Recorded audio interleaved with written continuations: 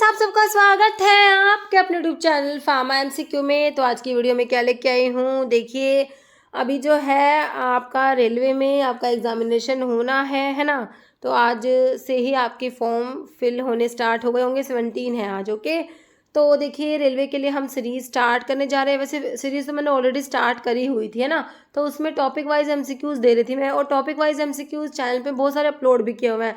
Different different subject wise playlist है और एक 5000 एमसीक्यूज की प्लेलिस्ट है, उसमें टॉपिक वाइज ही एमसीक्यूज है ना। तो इसमें देखो हम क्या करेंगे, इसमें देखिए टॉप ये 6000 एमसीक्यूज की सीरीज है। इसमें हम मिक्स क्वेश्चंस लेके आऊंगी मैं आप लोगों के लिए, है ना। तो इसमें मिक्स क्वेश्चन है, किसी वीडियो में 40, किसी में 30 और किसी में 50 क्वेश्चन भी हो सकते हैं। ओके, तो ऐसे मिक्स क्वेश्चन की सीरीज लेके आऊंगी और इसमें ये हमारे 6000 है ना एमसीक्यूज हम कवर करेंगे इस सीरीज में। ओके, तो देखते हैं इसमें कैसे कितने पार्ट्स बनते हैं हमारे। ओके, तो आज की वीडियो में लेके आई हूँ, इसमें 40 क्वेश्चंस हैं, हमने आई थिंक 40 ही है ना। ठीक है, तो 6000 ये क्वेश्चंस की सीरीज़ है जो सभी आपके देखिए रेलवे के लिए तो इम्पॉर्टेंट है, साथ में आपके क्योंकि हमारा देखिए लगभग लगभग सिलेबस सेम होता है। थोड़ा सा स्टेट के एग्ज़ाम में कम होता है, सेंटर के में थोड़ा ज़्यादा होता है ना। बाकी जो कॉमन सिलेबस है वो तो सेम ही होता है। तो देखिए सभी गवर्नमेंट फार्मासिस्ट एग्जाम के लिए सीरीज बहुत ही ज़्यादा इंपॉर्टेंट रहने वाली है ना। तो 5000 की तो ऑलरेडी मैंने कंप्लीट करा रखी है सीरीज, आप लोग वो भी देख सकते हो। और उसका पीडीएफ चाहिए तो मैंने क्रैश कोर्स स्टार्ट करे हुए हैं, और रेलवे का भी क्रैश कोर्स अवेलेबल है बहुत ही मिनिमम प्राइस में। आपको मेरी वेबसाइट pharmamcq.in पर मिल जाएगा। वीडियो के डिस्क्रिप्शन बॉक्स में आपको इसके रिगार्डिंग इन्फॉर्मेशन भी मिल जाएगी, तो डिस्क्रिप्शन बॉक्स जरूर चेक करना। ओके, तो देखिए स्टार्ट करते हैं। और ये मैंने आपको बता दिया सभी के लिए, आपके जितने भी गवर्नमेंट फार्मासिस्ट एग्जाम्स हैं, ठीक है, चाहे वो रेलवे का है, दिल्ली वाला है, आईटीबीपी, एसएसबी है ना, ईएसआईसी, और जो आपके डिफरेंट डिफरेंट स्टेट के एग्जामिनेशन होते हैं, हरियाणा, पंजाब है, उड़ीसा, महाराष्ट्र, तेलंगाना, तमिलनाडु, मतलब सभी के लिए काफ़ी इंपॉर्टेंट होती है हमारे क्वेश्चंस होते हैं जो कि। तो देखो भाई स्टार्ट करते हैं। और स्टार्ट करने से पहले अगर आप लोग चैनल पे नए हो, आपने चैनल सब्सक्राइब नहीं किया, चैनल को प्लीज सब्सक्राइब कीजिएगा। वीडियो को लाइक करना, शेयर करना, कमेंट करना, बेल आइकन को प्रेस करना, ताकि जो आने वाले वीडियोस होते हैं नोटिफिकेशंस आप लोगों को मिल सके। भाई देखो क्वेश्चन क्या है हमारा, फर्स्ट क्वेश्चन हमारी सीरीज का। भाई क्वेश्चन है हमारा होमोसाइक्लिक कंपाउंड्स आर। तो कह रहे हैं कि होमोसाइक्लिक कंपाउंड्स क्या होते हैं। तो इसके होमोसाइक्लिक का नाम देख के आपको क्या समझ आ रहा है। होमो का मतलब सेम हो गया, साइक्लिक का मतलब एक साइकिल है, मतलब कि क्लोज्ड कंपाउंड आपको समझ आ रहा है। जैसे कि भाई कोई साइक्लिक कंपाउंड है, या तो 3 कार्बन का, 4 कार्बन का, मतलब कि है ना, इस टाइप से। मतलब एक साइक्लिक एक क्लोज्ड कंपाउंड आपको होमो साइक्लिक से समझ आ रहा है कि एक टाइप का क्या होगा, ये क्लोज्ड कंपाउंड। क्योंकि आपके जब ऑर्गेनिक कंपाउंड्स पढ़ते हो बच्चों, तो उसमें आपके क्या होते हैं, एक तो ओपन चेन कंपाउंड्स होते हैं, जैसे कि आपका CS3, CS2, CS3, ये इस टाइप के कंपाउंड्स होते हैं आपके। ये क्या होते हैं, हमारे ओपन चेन कंपाउंड्स होते हैं, है ना। ये ओपन चेन कंपाउंड्स होते हैं, इनको ना ए साइक्लिक, मतलब कि कोई साइकिल नहीं है इनमें, इन्हें आप ए साइक्लिक कंपाउंड भी कहते हो, और इनको ना एलिफैटिक कंपाउंड भी कहते हो। ये आपके होते हैं क्या, ये आपके होते हैं ओपन चेन कंपाउंड। फिर एक होते हैं closed chain compound. Closed chain compound ना हमारे साइक्लिक कंपाउंड होते हैं। क्लोज चेन कंपाउंड क्या होते हैं, साइक्लिक कंपाउंड होते हैं। अब जो क्लोज्ड चेन कंपाउंड होते हैं वो आपके होमोसाइक्लिक होते हैं, मतलब कि साइक्लिक कंपाउंड है लेकिन सेम एटम होगा। जैसे कि कार्बन कार्बन ही प्रेजेंट होंगे, साइक्लिक फॉर्म होगी, लेकिन सारे जो है इसमें कार्बन होंगे, कोई भी हेटेरो एटम प्रेजेंट नहीं होगा। तो ये होमोसाइक्लिक हो गए। क्लोज्ड चेन कंपाउंड की बात करें जो साइक्लिक होते हैं, होमोसाइक्लिक हो गए, या फिर इनको कार्बोसाइक्लिक भी बोलते हैं, क्योंकि कार्बन ही प्रेजेंट होता है ना हमारे ऑर्गेनिक कंपाउंड्स में।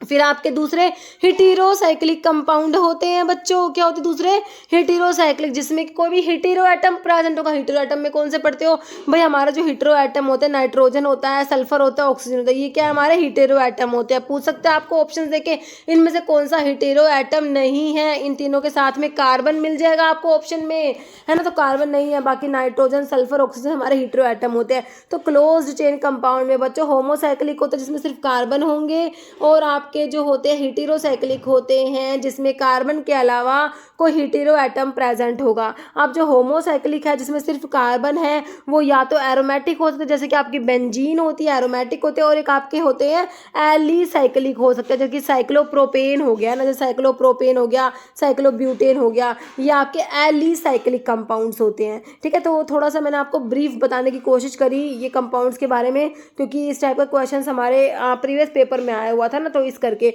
तो इस टाइप के जो टॉपिक्स है ना, छोटे छोटे टॉपिक्स बना के भी मैं इस प्लेलिस्ट में ऐड कर दूंगी, ताकि आपका मतलब एक तरीके से कंसेप्ट जो है यहाँ से क्लियर हो सके। ओके, तो देखो होमोसाइक्लिक कंपाउंड्स आपसे पूछा है, तो होमोसाइक्लिक में मैंने आपको बताया कि भाई क्लोज्ड चेन कंपाउंड्स होंगे ये, और होमो का मतलब कि सेम, इनमें ना सिर्फ कार्बन की ही चेन होगी, मतलब कि ये जो होमोसाइक्लिक कंपाउंड्स जो होते हैं इनमें क्या होगा, रिंग में सिर्फ और सिर्फ क्या कार्बन प्रेजेंट होगा। हेटेरोसाइक्लिक में कार्बन के अलावा दूसरा hetero atom oxygen sulphur nitrogen present है, मैंने आपको बता दिया।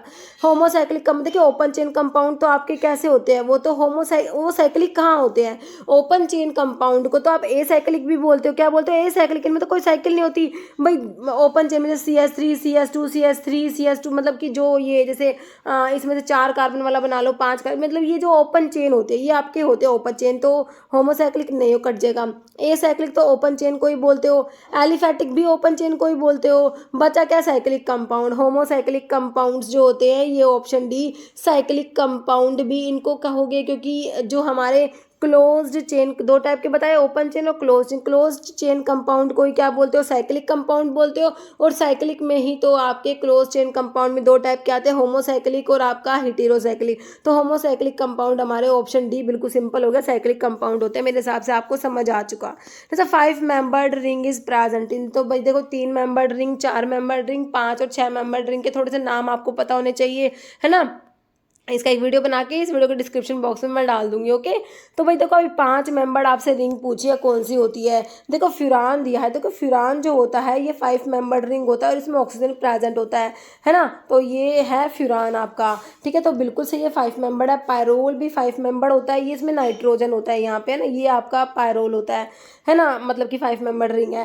थायोफिन में ना यहाँ पर सल्फर होता है, ये हो गया आपका थायोफिन, तो ये भी 5 मेंबर है। तो ये तीनों ही 5 मेंबर्ड रिंग है। भाई ऐसे पूछ लेंगे 5 membered ring containing oxygen atom, तो फ्यूरान होता है, नाइट्रोजन वाला पायरोल, और थायोफिन में सल्फर है। थाया वर्ड ही सल्फर के लिए यूज होता है बच्चों, आपको पता ही है। तो थोड़ा सा क्वेश्चन इस टाइप से भी पूछ सकते हैं, क्वेश्चन का कुछ नहीं पता होता है ना। नेक्स्ट है general formula for alkyne, alkane alkene alkyne पढ़े हैं, तो एल्काइन का जनरल फॉर्मूला पूछा है। भाई देखो एल्केन जो होते हैं ना हमारे, एल्केन का जनरल फॉर्मूला CnH2n+2 होता है। जैसे कि हम मीथेन बनाते हैं, अगर C1 होगा तो आपका H कितना होगा, मतलब यहाँ वाला रखो 2 + 2 4 CH4, है ना। अगर कार्बन 1 है, एक कार्बन वाला मीथेन हो गया, 2 वाले के लिए इथेन होता है, फिर प्रोपेन ब्यूटेन, वो सब आप थोड़ा सा इतना पता होना चाहिए, बेसिक सा केमिस्ट्री का, है ना। ठीक है, तो जनरल फॉर्मूला फॉर एल्काइन पूछे तो एल्केन का हो गया। उसके बाद एक एल्कीन होते फिर एल्काइन होता है। अगर हम कहें एल्कीन का CnH2n हो जाएगा एल्कीन का, और एल्काइन की बात करोगे बच्चों तो CnH2n-2 होगा मेरे बच्चों। तो आंसर देखो इसमें ऑप्शन में, option A CnH2n-2 option A हो जाएगा बच्चों बिल्कुल। General formula of alkyne CnH2n-2 होता है, ऑप्शन ए बिल्कुल सही हो जाएगा। बाकी ऑप्शन बी में CnH2n+2 दिया हुआ है, this is general formula of alkene, है ना, अभी बताया मैंने आपको। और CnH2n होगा जनरल फॉर्मूला ऑफ एल्कीन है ये। ओके, तो ऑप्शन जो है ए बिल्कुल सही हो गया हमारा। नेक्स्ट है which macro nutrient is the primary source of energy for the human body. Human body के लिए प्राइमरी सोर्स ऑफ एनर्जी आप लोगों से पूछा है, primary source of energy carbohydrate, protein, fat या विटामिन, है ना। तो अब देखो यहाँ पर ये मत सोचना फैट होगा, भाई फैट है ना सबसे ज़्यादा, भाई पर ग्राम एनर्जी की बात करेंगे तो फैट से ना 1 ग्राम फैट से लगभग 9 किलो कैलोरी एनर्जी ऑब्टेन होती है अपने को। लेकिन जो प्राइमरी सोर्स ऑफ एनर्जी है बच्चों वो आपका कार्बोहाइड्रेट होगा, है ना। Option A. तो भाई थोड़ा ध्यान रखना कि भाई 1 ग्राम कार्बोहाइड्रेट से लगभग आपका 4 किलो कैलोरी, ऑलमोस्ट बता रही हूँ 4 किलो कैलोरी एनर्जी ऑब्टेन होता है, और प्रोटीन से भी लगभग लगभग सेम ही होता है ना, लगभग 4 किलो कैलोरी। लेकिन फैट पर ग्राम, 1 ग्राम फैट जो है वो आपको प्रोवाइड करेंगी 9 किलो कैलोरी, है ना, पर ग्राम। मतलब कि जो 1 ग्राम फैट से आपको 9 किलो कैलोरी एनर्जी ऑब्टेन होती है, ठीक है। तो प्राइमरी सोर्स ऑफ एनर्जी आपसे पूछे तो आप क्या कहोगे? कार्बोहाइड्रेट। नेक्स्ट है lactose is made up of. Lactose किसका बना हुआ है? पहले तो पता होना चाहिए लैक्टोज आपका किस में आता है? डाइसैकेराइड में आता है, बिल्कुल आता है। हम पढ़ते हैं मोनोसैकेराइड, कार्बोहाइड्रेट पे मोनोसैकेराइड पढ़ते हैं, ग्लूकोज, मैनोज, गैलेक्टोज हमारा मोनोसैकेराइड होते हैं, है ना। उसके बाद हमारे डाइसैकेराइड होते हैं, मतलब ओलिगोसैकेराइड होते हैं, उसमें 2 to 6 कार्बन वाले ओलिगोसैकेराइड्स होते हैं। उसमें डाइसैकेराइड होते हैं, जैसे लैक्टोज हो गया, माल्टोज हो गया और फ्रक्टोज हो गया। ये हमारे क्या सुक्रोज, है ना। डाइसैकेराइड में कौन से आते हैं? Lactose, maltose and sucrose. Sucrose आता है डाइसैकेराइड में। तो लैक्टोज में ग्लूकोज के साथ गैलेक्टोज होगा बच्चों। माल्टोज में दोनों ग्लूकोज होते हैं, सुक्रोज में ग्लूकोज के साथ फ्रक्टोज होता है। तो इसका आंसर क्या हो गया? 1 glucose and 1 galactose. Option A में ही दिखाई दे रहा है, ऑप्शन ए ही राइट हो गया, है ना। बाकी 2 ग्लूकोज तो आपके किसमें हो गए? इसमें माल्टोज में दोनों ग्लूकोज है और फ्रक्टोज प्लस सुक्रोज है। सुक्रोज में ग्लूकोज के साथ फ्रक्टोज है, सुक्रोज में क्या है? ग्लूकोज और फ्रक्टोज, ये जो है ये आपका सुक्रोज हो जाएगा। तो आपका आंसर ऑप्शन ए मेरे हिसाब से क्लियर है। नेक्स्ट है विटामिन कंटेनिंग स्टीरोइडल मोइटी। भाई ऐसे मतलब कि जो स्टीरोइडल होता है ना, वो जैसे कि कौन सा विटामिन स्टीरोइडल है? एक आपका आता है कौन सा? पोटाशियम स्पैरिंग डायूरेटिक, मतलब कि डायूरेटिक कौन सा स्टीरोइडल है ना। और एक आपकी एंटीबायोटिक में भी आई थिंक एक वो पढ़ते हो आप, फ्यूसिडिक एसिड होता है, वो भी स्टीरोइडल होता है ना। थोड़ा सा ये इंपॉर्टेंट बन जाता है। कौन सा विटामिन है जो स्टीरोइडल है? तो ये थोड़ा सा ध्यान रखना। ऑप्शंस देख लो इसके क्या क्या है। विटामिन डी है, विटामिन ए, विटामिन ई या विटामिन B12। तो विटामिन जो स्टीरोइडल होता है हमारा, विटामिन डी जो होता है स्टीरोइडल होता है ना। विटामिन डी कैल्शियम और फॉस्फोरस के एब्जॉर्प्शन में हेल्प करता है। विटामिन की डेफिशिएंसी से चिल्ड्रन में रिकेट्स हो जाएगा, अडल्ट्स में ओस्टियोमलेशिया हो जाएगा, है ना। विटामिन डी हो जाएगा जो स्टीरोइडल होता है। और विटामिन ए आपको पता है नाइट ब्लाइंडनेस कोज करा देता है, बाइटोट स्पॉट हो जाता है विटामिन ए की डेफिशिएंसी से। विटामिन ई जो है ये टोकोफेरोल डेरिवेटिव होता है, क्रोमिन रिंग होती है ई में, B12 साइनोकोबालामिन होता है। विटामिन का बहुत ही बढ़िया वीडियो बनाया हुआ है भाई बच्चों, वो वीडियो देख लेना, है ना। ऑप्शन ए हो गया। नेक्स्ट है which vitamin is also cold retinol. तो रेटिनोल अभी बताया, विटामिन ए को ही तो बोलते हो रेटिनोल, ऑप्शन ए। नेक्स्ट है प्रोटीन्स आर पॉलीमर ऑफ। तो प्रोटीन्स किसके पॉलीमर है? भाई पॉलीमर है ये तो, इनका मोनोमर यूनिट कौन सा है? किससे मिलके आपके प्रोटीन बनते हैं, किससे मिलके बने होते हैं? मोनोमर यूनिट बताना है तो अमीनो एसिड से मिलके बने होते हैं हमारे प्रोटीन्स। तो किससे? ऑप्शन डी, अमीनो एसिड से मिलके बनते हैं हमारे प्रोटीन्स, है ना। अमीनो एसिड के बीच में हमने पढ़ा हुआ है कि इसमें पेप्टाइड बॉन्ड होता है, CONH, है ना। तो ये हमारा कौन सा बॉन्ड होता है? पेप्टाइड बॉन्ड, जिसको अमाइड बॉन्ड भी कहा जाता है, अमीनो एसिड के बीच में होता है। तो proteins are the polymer of amino acid. Amino acid से मिलके बने होते हैं हमारे प्रोटीन्स, ऑप्शन डी। नेक्स्ट है study of therapeutic use and effect of drug, है ना। तो ड्रग का थेरेप्यूटिक यूज है, ड्रग का इफेक्ट है, इसकी स्टडी को क्या बोलेंगे भाई? फार्माकोकाइनेटिक या फार्माकोडायनेमिक। तो फार्माकोलॉजी जो होता है उसके 2 ब्रांचेस, हम फार्माकोकाइनेटिक फार्माकोडायनेमिक पढ़ते हैं।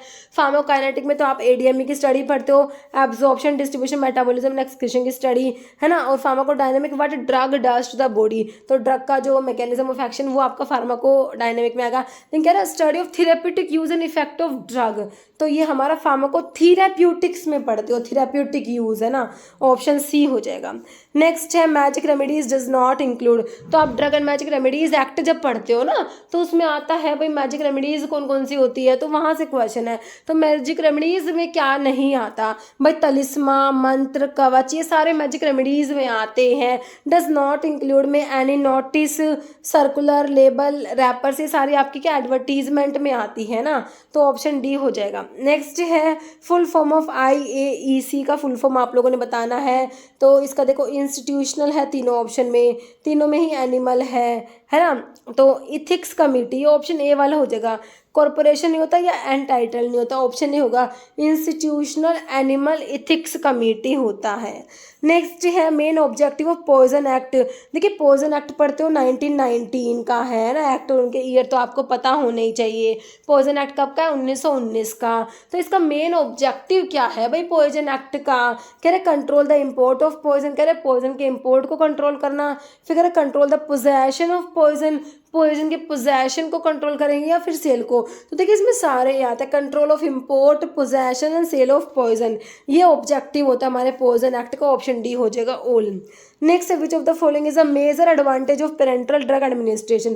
पेरेंटल ड्रग एडमिनिस्ट्रेशन का मेजर एडवांटेज आप लोगों ने बताना है। पेरेंटल ड्रग एडमिनिस्ट्रेशन का मेजर एडवांटेज क्या होता है? कह रहे slow and controlled drug release, convenient और non invasive, bypass the first pass metabolism, suitable for drug with bitter taste. तो आपने ना मेजर एडवांटेज बताना है, तो मेजर में हो जाएगा बाईपास, जो फर्स्ट पास मेटाबॉलिज्म होता है इसमें बाईपास हो जाता है पेरेंटल में, है ना।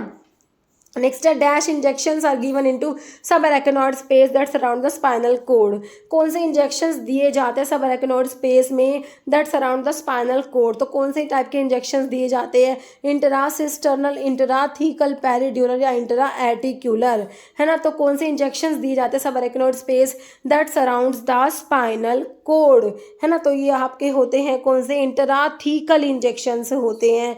ऑप्शन में हो जाएगा बच्चों बी। कौन से टाइप के होते हैं? इंट्राथीकल इंजेक्शंस दिए जाते हैं कहाँ पर? सब arachnoid space that surrounds the spinal cord. जैसे which is the ultra short acting. देखो भैया ultra short acting beta blocker की बात हो रही है। Ultra short acting beta blocker used intravenously in urgent setting. Option देख लो इसके क्या क्या है। एस्मोलोल, एटिनोलोल है, मिटोप्रोलोल है, टिमोलोल है। तो इसमें जो अल्ट्रा शॉर्ट एक्टिंग में हमारा एस्मोलोल आता है, कौन सा आता है? ऑप्शन ए एस्मोलोल क्या है? Ultra short acting beta blocker. Next physostigmine is an example for. Physostigmine किसका एग्जांपल है? एड्रिनर्जिक ड्रग है, एंटीकोलिनर्जिक है, एड्रिनर्जिक ब्लॉक या एंटीकोलिनर्जिक? तो बताइए फाइसोस्टिग्मीन। देखिए जब आप एंटीकोलिनेस्टेजिस पढ़ते हो ना, जिनको इनडायरेक्टली एक्टिंग कोलिनर्जिक ड्रग भी कहा जाता है, तो उसमें ना आपकी ये ड्रग आएगी जो है फाइसोस्टिग्मीन। देखो ऑप्शन डी हो जाएगा। रिवर्सिबल एंटीकोलिनेस्टेजिस में जो कार्बामेट्स होते हैं ना, जब आप क्लासिफिकेशन पढ़ते हो एंटीकोलिनेस्टेजेस जो होते हैं ये क्या करते हैं? कोलिनेस्टेज एंजाइम को इनिबिट करा देंगे। कोलिनेस्टेज एंजाइम क्या करता है? एसिटाइलकोलिन की हाइड्रोलिसिस करा रहा था, अब ये कोलिनेस्टेज एंजाइम इनिबिट हो गया, एसिटाइलकोलिन की हाइड्रोलिसिस नहीं हो गया, एसिटाइलकोलिन का लेवल बढ़ जाएगा, इसलिए इनको इनडायरेक्टली एक्टिंग कोलिनर्जिक ड्रग कहा जाता है ना। तो इसमें जो क्लासिफिकेशन पढ़ते हो ना एंटीकोलिनेस्टेजेस का, तो इसमें रिवर्सिबल और इरिवर्सिबल था। रिवर्सिबल में कार्बामेट्स में फाइसोस्टिग्मीन आता है, नियोस्टिग्मीन, पाइडोस्टिग्मीन, एड्रोफोनियम, गैलेंटामिन, डोनिपिजिल, है ना, रिवास्टिग्मीन और एक्रिडिन में टैक्रिन, ये सारे ड्रग रिवर्सिबल में आते हैं। फिर इरिवर्सिबल में आते हैं आपके, है ना। तो फाइसोस्टिग्मीन क्या है आपका? एक तो रिवर्सिबल में आता है, एंटीकोलिनेस्टेजिस होता है। ऑप्शन मेरे बच्चों बिल्कुल बढ़िया हो गया, ऑप्शन डी, है ना। तो देखो कोलिनेस्टेज इनिबिटर्स, इनको आप एंटीकोलिनेस्टेजिस भी बोलते हो। Chemical that prevent breakdown of neurotransmitter acetylcholine के ब्रेकडाउन को प्रिवेंट कराता है। तो इसमें जो कैटेगरी पढ़ते हो क्लासिफिकेशन में, तो रिवर्सिबल और इरिवर्सिबल आते हैं। रिवर्सिबल में कार्बामेट्स मैंने आपको बताया, फाइसोस्टिग्मीन, नियोस्टिग्मीन, पाइडोस्टिग्मीन, एट्रोफोनियम, डोनिपिजिल, गैलेंटामिन, रिवास्टिग्मीन, एक्रिडिन में टैक्रिन, है ना।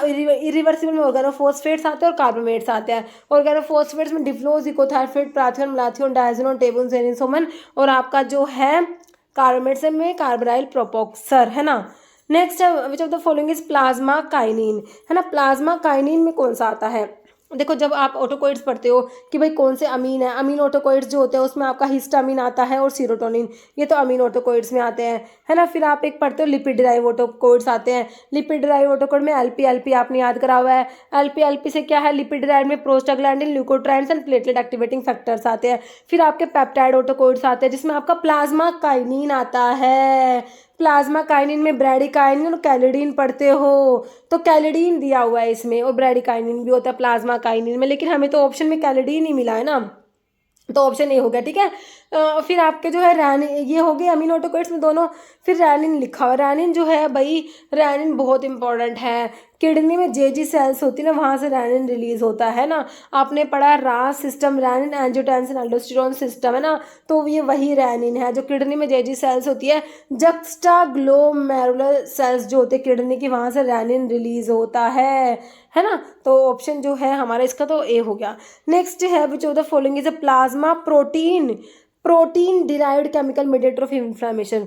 प्लाज्मा प्रोटीन डिराइव पूछा है, साइटोकाइन, सीरोटोनिन, ब्रैडिकाइनिन और ग्लोब्यूलिन।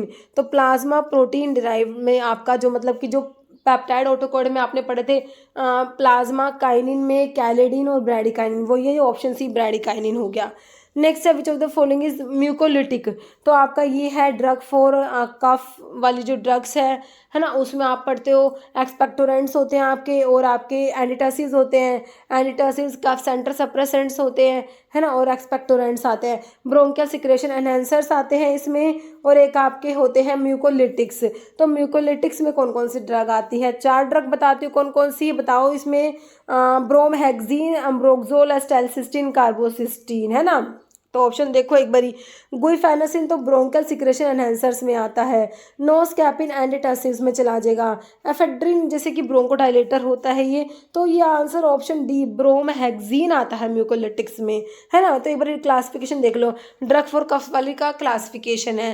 तो इसमें फेरेंजियल डिमल्सेंट्स आते हैं, इसमें lozenges, cough drops, linctus containing syrups, glycerine, liquorice आ जाएगा। फिर इसमें एक्सपेक्टोरेंट्स है जिसमें ब्रोंकल सिक्रेशन एनहेंसर्स आते हैं। सोडियम और पोटाशियम सिट्रेट है, potassium iodide, guaifenesin, balsam of tolu, vasaka, ammonium chloride. Mucolytics में bromhexine, ambroxol, acetylcysteine, carbocysteine. Antitussives cough centre suppressants होते हैं। इसमें ओपियोड में कोडीन, फोलकोडीन आता है। नॉन ओपियोड्स में आपका आता है नोस्कैपिन, डेक्स्ट्रोमेथोर्फिन, क्लोफिडियानोल। एंटीहिस्टामिनिक्स में आपका क्लोरफिनारामिन, डाइफिनहाइड्रामिन और प्रोमिथाजिन आता है। एडजुवेंट एंटीटसिड्स में ब्रोंकोडाइलेटर्स आते हैं, साल्ब्यूटामोल और टर्ब्यूटालीन टाइप, है ना। जैसे respiratory drug having the mechanism of action associated with raising the threshold of cough centre, cough centre के थ्रेशोल्ड को रेज कराती है ना। तो ये कौन से हैं? एंटीटसिड्स है, एक्सपेक्टोरेंट, डिमल्सेंट है, म्यूकोलिटिक्स है। तो ये हमारे एंटीटसिड्स होते हैं, ऑप्शन 1।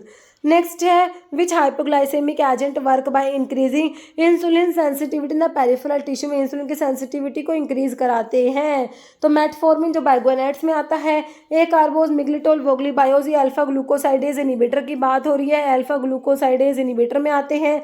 ग्लिपिजाइड, ग्लिकलेजाइड, ग्लीमेपिराइड, ग्लाइब्यूराइड, ये आपके हैं sulfonyl urea second generation sulfonyl ureas में आते हैं।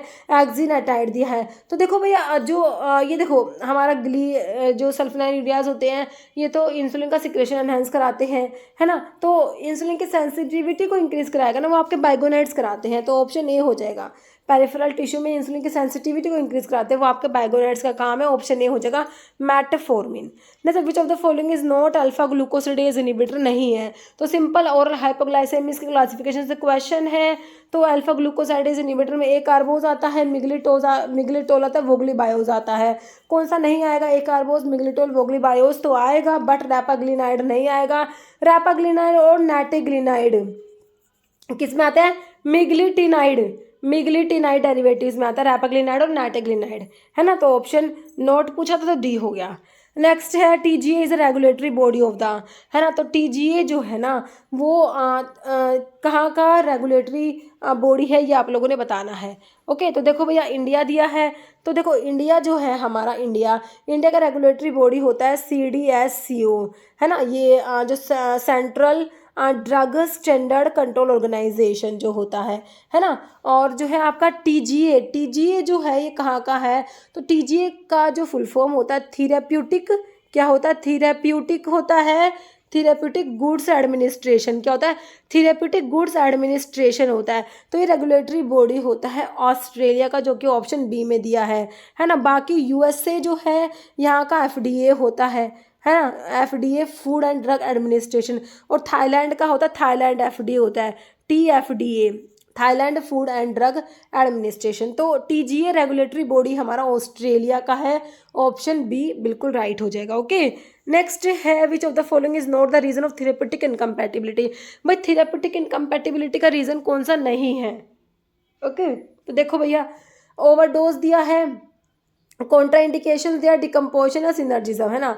तो देखो सिनर्जिज्म होता है, कॉन्ट्रा इंडिकेटेड ड्रग्स होती है वो भी होता है, ओवरडोज हो गया तो इन सब से भी होता है। तो डिकम्पोजिशन जो है ये थेरेपेटिक इनकम्पैटिबिलिटी में नहीं आता। कॉन्ट्रा इंडिकेटेड ड्रग्स आ जाएंगी, सिनर्जिस्टिक ड्रग, एंटागोनिस्टिक ड्रग हो गया, ओवरडोज, ये सारे थेरेपेटिक इनकम्पैटिबिलिटी में आते हैं, लेकिन डिकम्पोजिशन नहीं आता। Next, according to troy system 1 scruple is equal to, तो ट्रॉय सिस्टम जो होता है उसमें 1 स्क्रैपल किसके इक्वल होता है? 7000 ग्रेन्स, 20 ग्रेन्स, 480 ग्रेन्स या 60 ग्रेन्स होता है। तो भाई देखो इसमें 1 स्क्रैपल में 20 ग्रेन्स होते हैं, और अगर आपसे हाफ स्क्रैपल कहेंगे तो 10 ग्रेन्स हो गए, है ना। तो ये ट्रॉय सिस्टम है जिसमें एक स्क्रैपल में 20 ग्रेन्स होते हैं। तो भाई ट्रॉय सिस्टम जो होता है आपका एपोथिकैरी सिस्टम को ही ट्रॉय सिस्टम कहते हो ना। एक तो आपका अवॉर्डोपोई सिस्टम होता है और एक एपोथिकैरी सिस्टम होता है। एपोथिकैरी सिस्टम ट्रॉय सिस्टम होता है, इसमें एक स्क्रैपल में 20 ग्रेन होते हैं, एक ड्रैकम में 60 ग्रेन्स होते हैं, और 1 आउंस में 480 ग्रेन्स, 1 पाउंड में 5760 ग्रेन्स होते हैं। नेक्स्ट है, इन डोमेस्टिक मेजर 1 टीस्पूनफुल किसके इक्वल होता है? 2.5 ml, 15 ml, 10 ml, 5 ml, है ना। 1 टीस्पूनफुल में 5 ml होता है, 1 डेजर्ट स्पूनफुल में 8 ml होता है, 1 टेबल स्पूनफुल जो होता है उसमें 15 ml होता है, 1 फ्लूइड आउंस में 30 ml होता है, 2 टेबल स्पूनफुल, है ना। तो ऑप्शन डी हो गया। तो देखो 1 टीस्पूनफुल में 4 ml या 4 या 5 जो भी आपको ऑप्शन में मिलता है ना। फिर 1 डेजर्ट स्पूनफुल में 8 ml, 1 टेबल स्पूनफुल में 15 ml, 1 फ्लूइड आउंस में 30 ml, 1 वाइन ग्लास फुल में 60 ml, 1 टी कप फुल में 120 ml, 1 टम्बलर फुल में 240 ml। नेक्स्ट है, filling capacity of an empty capsule size 2, है ना। कैप्सूल के साइज में उनकी कैपेसिटी इंपॉर्टेंट होती है। तो 2 नंबर का आप पढ़ते हो 000, उसके बाद 00, 0, 1, 2, 3, 4, 5, है ना। ये आपका लार्जेस्ट है, 5 वाला स्मॉलेस्ट होता है ना। तो आपका जो है ml में कैपेसिटी पूछी और 2 वाले की पूछी है। ओके, तो देखो इसको ऑप्शन देख लो, इसका जो आंसर है ऑप्शन ए हो जाएगा 0.40 ml होगा, जो कैप्सूल नंबर 2 है इसकी कैपेसिटी। ओके, नेक्स्ट है, what is the English meaning of Latin term cibos? Cibos का मतलब जैसे आप पढ़ते हो पोस्ट साइबोज, एंटी साइबोज, है ना। तो साइबोज का मतलब क्या है? To be taken, powder, food या पोल्टाइज, तो फूड होता है। साइबोज का मतलब क्या होता है? फूड, ऑप्शन सी, है ना। पोस्ट साइबोज मतलब कि आफ्टर फूड, आफ्टर मील, और anti cibos before meal, inter cibos between meal. Capiendus to be taken, pulvis powder, cataplasma poultice से होता है ना। नेक्स्ट क्वेश्चन क्या है? Dash is the national regulatory authority of India for conducting clinical trials. तो national regulatory authority हमारा India का हमारा रेगुलेटरी अथॉरिटी, मैंने आपको क्या बताया था अभी, क्या बताया था? CDSCO बताया था ना। तो वही है, तो ये होता है क्लिनिकल ट्रायल्स को कंडक्ट करने के लिए भी हमारा CDSCO ही रिस्पॉन्सिबल है ना। तो ऑप्शन ए हो गया CDSCO। ओके, तो FDA, अभी TGA मैंने आपको ऑस्ट्रेलिया का बताया, है ना, और FDA बताया हमारा USA का, और आपका ये थाईलैंड, FDA थाईलैंड का, है ना। तो ऑप्शन ए हो गया CDSCO। जैसे which of the following test is used for detection of glycosides? Glycosides के लिए कौन सा टेस्ट है? बेनेडिक्ट टेस्ट है, बोन ट्रैगर टेस्ट है, Hager's reagent test, glucose tolerance, है ना। तो आपका जो बोन ट्रैगर टेस्ट पढ़ते हो भाई, है ना, ग्लाइकोसाइड्स में जो भी आपके एंथ्राक्विनोग्लाइकोसाइड्स होते हैं, सेना, अलो, रुबाब, कैस्कारा, ये सब आपके होते हैं एंथ्राक्विनोग्लाइकोसाइड्स, उनके लिए हमारा बोन ट्रैगर टेस्ट आता है। ऑप्शन आपका बी बिल्कुल राइट हो जाएगा। नेक्स्ट है, बायोलॉजिकल नेम ऑफ मुलेठी। मुलेठी मतलब कि आपका लिकोरिस की बात हो रही है, लिकोरिस। लिकोरिस सोर्स क्या होता है? ग्लिसराइजा ग्लाब्रा, और लेग्यूमिनोसी फैमिली होती है। तो आपसे पूछा क्या बायोलॉजिकल नेम, वही पूछा आपसे, सोर्स ही पूछा है ना। तो ग्लिसराइजा देख लो भाई, ऑप्शन ग्लाब्रा होगा, ऑप्शन सी। फैमिली आपको पता ही है लेग्यूमिनोसी होती है हमारे लिकोरिस की, है ना, मतलब कि मुलेठी। नेक्स्ट है, modified Borntrager test positive for. तो मॉडिफाइड बोन ट्रैगर, देखिए बोन ट्रैगर टेस्ट एंथ्राक्विनोग्लाइकोसाइड्स के लिए होता है। मॉडिफाइड बोन ट्रैगर टेस्ट जो होता है ये आपके सी ग्लाइकोसाइड्स के लिए होता है। तो सेना, अलो, देखिए विनका तो आपका इंडोर एल्कोलॉइड्स में चला गया, है ना। तो आप इसमें अलो जो है ना, इसमें सी ग्लाइकोसाइड्स प्रेजेंट होते हैं, तो अलो के लिए मॉडिफाइड बोन ट्रैगर टेस्ट हो जाएगा, ऑप्शन बी। नेक्स्ट है, primrose leaves is an adulterant of, है ना। तो डिजिटालिस के अडल्ट्रेंट आप लोगों ने पढ़े हैं, है ना। प्राइमरोज लीव्स होता है, कॉम्फ्लाई लीव्स होता है, तो वही है ये। तो प्राइमरोज लीव्स अडल्ट्रेंट किसका है? हाइसाइमस का है, विनका, नीम, डिजिटालिस। तो हमारा जो कार्डिक ग्लाइकोसाइड का डिजिटालिस होता है, डिजिटालिस परप्यूरस क्रोफुलेरेसी फैमिली वाला डिजिटालिस का। अडल्ट्रेंट पढ़ते हो प्राइमरोज लीव्स होता है, कॉम्फ्राई लीव्स भी होता है, वर्बेस्कम थाप्सिस भी होता है। जैसे which of the following is a plant growth regulator, plant की ग्रोथ को रेगुलेट करते हैं प्लांट हार्मोन्स, फाइटो हार्मोन्स जिनको बोलते हो, उनकी बात हो रही है। कौन सा प्लांट ग्रोथ रेगुलेटर है? एनाबेसिन, जिबरलिन, खैलिन या जैंटिसिन। तो इनमें से आपको जिबरलिन ही दिख रहा है, auxin, gibberellin, cytokinin, abscisic acid, ethylene, ये 5 पढ़ते हो ना। तो ये हमारा ऑप्शन बी हो गया, जिबरलिन दिया है इसमें आपको, है ना। नेक्स्ट है ring present in niacin. Niacin जो होता है हमारा विटामिन B3 जो नाइसिन होता है ना। नाइसिन है निकोटिनिक एसिड और इसकी अमाइड फॉर्म निकोटिनामाइड होती है ना। तो रिंग कौन सी प्रेजेंट है भाई? इसमें ना आपकी पायरिडीन रिंग प्रेजेंट होती है, जिसमें कि एक हेटेरो एटम प्रेजेंट होता है आपका नाइट्रोजन। ये आपकी होती है पायरिडीन रिंग। कौन सी रिंग है? पायरिडीन रिंग है। पायरिडीन रिंग प्रेजेंट होती है आपके नायसिन में, है ना। तो नायसिन है निकोटिनिक एसिड, तो ये तो आपकी पायरिडीन रिंग होती है ना। और इसमें जब यहाँ पर COOH लग जाएगा तो ये निकोटिनिक एसिड बन जाएगा। निकोटिनामाइड इसकी अमाइड फॉर्म बना दो CONS2, ये निकोटिनामाइड बन जाएगा, है ना। तो इसमें भाई आपका आंसर देख लो, ऑप्शन मेरे हिसाब से कहाँ दे रखा है? ऑप्शन ए में दे रखा है पायरिडीन रिंग, है ना। तो ऑप्शन ए सही हो गया। ओके, फ्यूरान रिंग तो 5 मेंबर्ड रिंग है जिसमें oxygen as a hetero atom present होता है। 5 मेंबर्ड रिंग जिसमें ऑक्सीजन होगा वो आपका हो जाएगा क्या? फ्यूरान। जैसे कि फ्यूरान रिंग आपका जैसे कि रेनिटिडीन, है ना। रेनिटिडीन में फ्यूरान रिंग है, जो H2 रिसेप्टर एंटागनिस्ट रेनिटिडीन है उसमें फ्यूरान रिंग होता है। ओके, और आपका फ्यूरोसिमाइड में भी होता है ना। प्यूरिन दिया है, बाकी पायराजीन। तो आंसर हो गया ऑप्शन ए। जैसे रेसिप्रोकल ऑफ वेवलेंथ, भाई वेवलेंथ होता है, इसको लैम्डा से डिनोट करते हो ना। वेवलेंथ का ऐसा यूनिट आपका मीटर होता है, ठीक है। तो रेसिप्रोकल ऑफ वेवलेंथ, वेवलेंथ का रेसिप्रोकल क्या होता है वो बताना है भाई। वेवलेंथ जो होता है ना भाई, वेवलेंथ होता है आपका 2 क्रस्ट या 2 ट्रफ के बीच का डिस्टेंस, है ना। ये 2 क्रस्ट है, इनके बीच का डिस्टेंस ले लो, या फिर लैम्डा है ये, या फिर 2 ट्रफ के बीच का डिस्टेंस, ये आपका वेवलेंथ होता है ना। वेव नंबर क्या होता है भाई? 1 सेंटीमीटर, जो मतलब मान लीजिए आपका 1 सेंटीमीटर एरिया, इसमें से कितनी वेव्स पास होंगी, इसको वेव नंबर कहते हैं, है ना। तो देखो भैया, इसमें जो है आपका रेसिप्रोकल कर दो वेवलेंथ का, वो वेव नंबर निकल के आ जाएगा, है ना। रेसिप्रोकल ऑफ वेवलेंथ हमारा वेव नंबर होता है ना। ऑप्शन ए हो गया, wave number is the reciprocal of wavelength. ठीक है, समझ आ गया मेरे हिसाब से आपको option A. Next synonym for Indian squeal, squeal है इंडियन स्क्वील, है ना, उसकी बात हो रही है। तो एरो पॉइजन है, सी अनियन, लिकोरिस फ्रूट या यैम, है ना। तो आपका सी अनियन जंगली प्याज होता है, ऑप्शन बी हो जाएगा। देखिए स्क्वील के बारे में लिखा है, स्क्वील का सिनोनिम जो स्क्वील को अर्जीनिया बोलते हैं, तो जो सिनोनिम है जंगली प्याज है, सी अनियन, सिलाबी होता है। बायोलॉजिकल सोर्स में आपका जो इंडियन स्क्वील है इसका सोर्स क्या है? अर्जीनिया consist of dried slice of the bulb of अर्जीनिया indica. Indian squeal अर्जीनिया indica Liliaceae family, और यूरोपियन स्क्वील होते हैं अर्जीनिया मैरिटिमा फैमिली, वही लिलियेसी हो जाएगी। और स्क्वील में जो है कैल्शियम ऑक्सिलेट के एसिकुलर रेफाइड्स प्रेजेंट होते हैं। Raphides of calcium oxalate are present in squill. Scillaren A और सिलेरिन बी भी प्रेजेंट होते हैं स्क्वील में। स्क्वील आपकी कार्डियोग्लाइकोसाइड्स में आते हैं, कार्डियोटोनिक होती है स्क्वील। जैसे हैमर मिल का प्रिंसिपल आप लोगों से पूछा है, कटिंग तो कटर मिल में होता है, इम्पैक्ट डिसइंटीग्रेटर में होता है इम्पैक्ट, है ना। और हैमर मिल में भी तो इम्पैक्ट ही होता है, ऑप्शन बी हो जाएगा, है ना। बाकी कंप्रेशन और एट्रिशन दिया, आंसर इज ऑप्शन बी। तो एक बार मिल के बारे में पढ़ लो भाई। देखो कटर मिल में का प्रिंसिपल क्या है? कटिंग है। इसका प्रोडक्ट साइज 20 to 80 मैश होता है। किसके लिए यूज़ करोगे? Fibrous crude animal and vegetable drugs के लिए यूज़ करेंगे, और नहीं यूज़ करेंगे फ्राइबल मटेरियल्स के लिए। रोलर मिल का प्रिंसिपल कंप्रेशन होता है। इसका प्रोडक्ट साइज 20 to 200 मैश होता है। रोलर मिल को यूज़ करोगे सॉफ्ट मटेरियल के लिए, and roller mill is not use for abrasive materials. Hammer mill का प्रिंसिपल है impact. Product size 4 to 325 mesh होता है।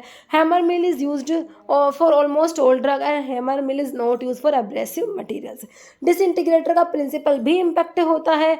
प्रोडक्ट साइज आपका जो है 20 to 80 मैश होता है। Almost all drug include very hard drug के लिए भी इसको यूज़ कर सकते हो डिसइंटीग्रेटर को, और not used for soft and sticky material के लिए।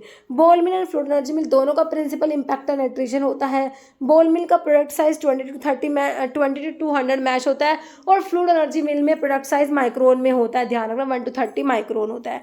बॉल मिल को ब्रिटल ड्रग्स के लिए यूज़ करोगे, सॉफ्ट मटेरियल के लिए यूज़ नहीं करोगे। फ्लूइड एनर्जी मिल को moderately hard and friable materials के लिए यूज़ करेंगे, सॉफ्ट एंड स्टिकी मटेरियल्स के लिए यूज़ नहीं करेंगे।